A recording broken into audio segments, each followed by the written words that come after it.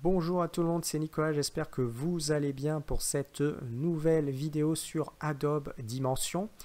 Et dans cette vidéo, on va voir quoi? On va voir les alignements. Donc c'est possible d'aligner les objets, les uns par rapport aux autres, dans Adobe Dimension. Et on va voir ça dans cette vidéo.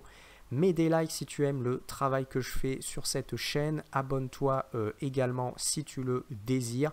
Et je te mets en premier lien dans la description la formation complète pour Adobe Dimension, donc formation qui permet vraiment de maîtriser parfaitement bien l'ensemble du logiciel, que vous ayez déjà des compétences ou que vous soyez totalement novice. Allez, on démarre au niveau des alignements. Donc là, ce que je vais faire, je vais directement créer une base. Donc la base, ça va être mon cube. Je clique ici, tac. Et je vais changer un petit peu la taille. Donc je vais aller sur la droite, option, et je vais aller sur X. Alors on va rentrer une valeur en X, on va mettre 400. Alors je vais dézoomer, sinon ça va pas être... Voilà, comme ceci, 400. En Y, je vais mettre une valeur de 10.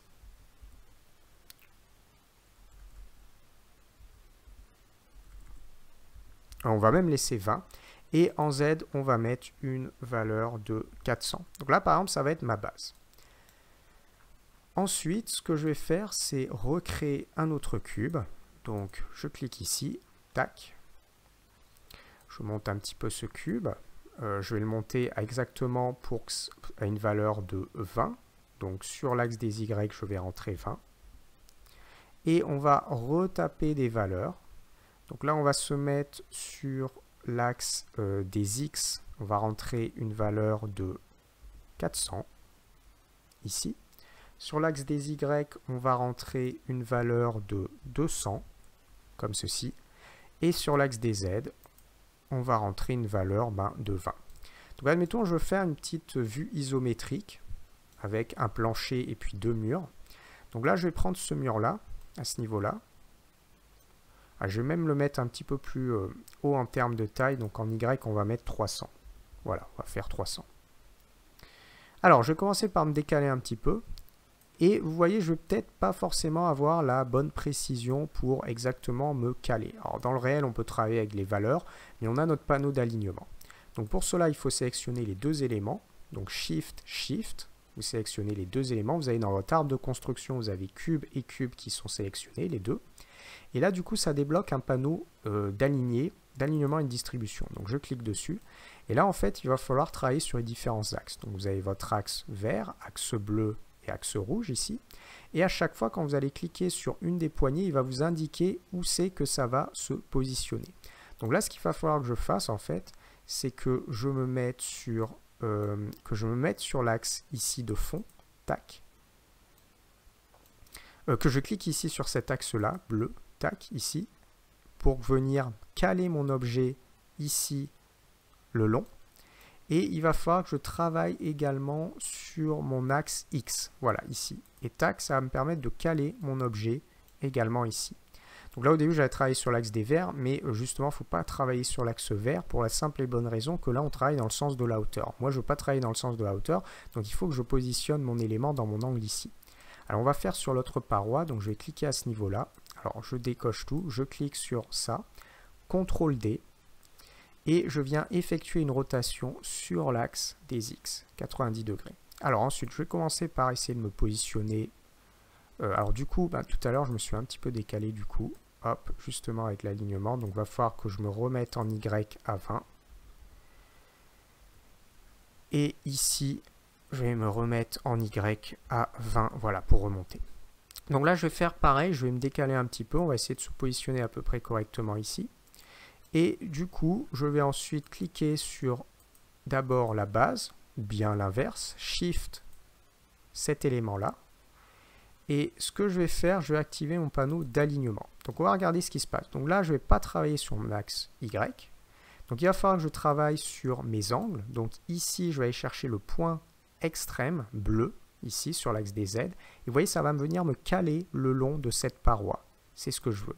Tac. Alors, par contre, si je fais ça, il faudra peut-être que je rajuste mon élément. Du coup, là, ça m'a bougé celui-là. Donc, des fois, si vous avez là, quand vous avez un élément à aligner, c'est très facile. Sinon, il faut des fois... Alors, là, je peux retravailler aussi, pourquoi pas plutôt l'aligner ici. Ça sera plus pratique plutôt que de ce côté. Comme ça ne va pas me bouger ma base. Voilà, comme ceci. Et ensuite, il faut que je m'aligne également le long de cette paroi. Et là, du coup, je vais cliquer ici. Vous voyez, ça apparaît en bleu. Et tac. Et là, j'ai parfaitement bien aligné mes éléments. Alors, si par exemple, je voulais mettre, admettons, cette si je veux mettre un élément en plein milieu, donc je vais positionner une sphère, je vais la mettre ici. Je vais venir faire une mise à l'échelle en appuyant sur Shift et je veux positionner ma sphère au milieu de ma base. Donc, j'appuie sur la sphère, Shift, le milieu. Et ici, ce que je vais faire, c'est activer, aligner, répartir. Et du coup, je vais prendre le point central ici, sur cet axe X, tac. Et le point central sur cet axe Y, tac. Et là, je suis parfaitement bien au centre. Vous pouvez aussi travailler sur de la répartition.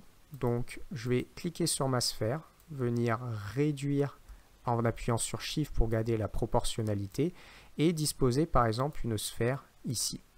Ensuite, je fais un CTRL-D. Je duplique, un CTRL-D, je duplique, et un CTRL-D, je duplique. Donc le but, si on veut avoir le même espacement, c'est de bien positionner par exemple votre première sphère. Alors je peux aussi décaler par exemple celle-ci, alors pas sur cet axe-là, petite erreur, voilà, la mettre par exemple derrière, ici, tac, et puis par exemple travailler ici, ici, et mettre ma dernière sphère là. Donc si je veux aligner toutes mes sphères, donc j'appuie sur Shift, je sélectionne toutes les sphères, vous voyez dans l'arbre de construction, je prends mon panneau et ce que je vais faire dans un premier temps, c'est cliquer par exemple sur le milieu. Et là, ça va m'ajuster toutes les sphères ici. Et si je clique ici, ça va me prendre par exemple la sphère qui est la plus à droite et tac, ça va m'aligner toutes les sphères le long. Donc ça, c'est la première chose. Et maintenant, si je veux travailler ma distribution, ça veut dire mon espacement entre chaque sphère. Il faut bien positionner, là je vais travailler sur l'axe X, il faut bien positionner sur l'axe des X la première, bien positionner sur l'axe des X la dernière, et ensuite vous cliquez ici répartition quand c'est surligné. Là ça vous permet d'avoir même espacement ici, ici et ici. Tac. Donc vous voyez c'est pratique. Alors je peux même faire un groupe sur la droite, venir grouper mes éléments, tac, groupe, là j'ai différentes sphères, et cliquer sur mon groupe, faire un CTRL-D, venir dupliquer. Alors, oups, il faut que je reclique sur mon groupe. Voilà, là je l'ai dupliqué d'ailleurs, hop. Et refaire un CTRL-D, tac, je reduplique. Et refaire un CTRL-D, tac, et je reduplique. Donc là, vous voyez, j'ai dupliqué tous ces groupes-là. Donc maintenant, admettons, je positionne mon premier groupe ici. Je sélectionne tous les groupes. Donc là, tous mes groupes sont sélectionnés, je le vois sur la droite, tac. J'active alignement distribution. Et là, si je veux la même répartition, même espacement, il va falloir que je clique sur l'axe des Z et tac, comme ceci. Alors là, du coup, si je me mets sur une vue un peu de dessus, vous voyez qu'on a des choses qui sont parfaitement bien alignées. Donc voilà comment travailler avec les alignements, répartition dans Adobe Dimension. C'est quand même assez pratique, hein, parce que sinon des fois ça peut être un petit peu galère à bien positionner les éléments, les aimanter dans Adobe Dimension, c'est pas top. Donc là ça permet vraiment d'avoir un outil qui est intéressant. Allez, si vous avez aimé cette vidéo, n'hésitez pas, abonnez-vous à la chaîne, mettez également des likes. Je vous rappelle un premier lien dans la description, la formation complète Adobe Dimension que je propose, bien évidemment, j'aime bien accentuer que je propose parce que ce n'est pas des choses de d'autres personnes qui sont proposées, c'est toutes mes formations qui sont proposées, bien évidemment. Et puis pour une autre vidéo, je te dis à bientôt, ciao ciao.